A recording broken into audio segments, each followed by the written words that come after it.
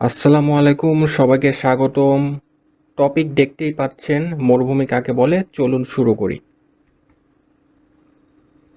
মরুভূমি মরুভূমি হলো এমন একটি বিস্তীর্ণ অঞ্চল যেখানে বৃষ্টিপাতের পরিমাণ খুবই কম এবং উদ্ভিদ ও প্রাণী জীবনের উপস্থিতি অত্যন্ত সীমিত। মরুভূমিতে শুষ্ক আবহাওয়া, উচ্চ তাপমাত্রা এবং অত্যন্ত কম জলধারা থাকার ফলে এটি একটি কঠিন পরিবেশ হিসেবে পরিচিত। এটি পানির অভাবজনিত কারণে অত্যন্ত শুষ্ক এলাকা হিসেবে পরিচিত। মরুভূমির উদাহরণ হিসেবে সাহারা মরুভূমি, আরব মরুভূমি এবং কালাহারি মরুভূমি উল্লেখ করা যেতে পারে। এখন প্রশ্ন হচ্ছে, মরুভূমিতে তাপমাত্রা কেমন?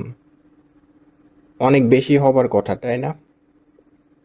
মরুভূমির তাপমাত্রা স্থান ও ঋতুর উপর নির্ভর করে ব্যাপকভাবে পরিবর্তিত হতে পারে।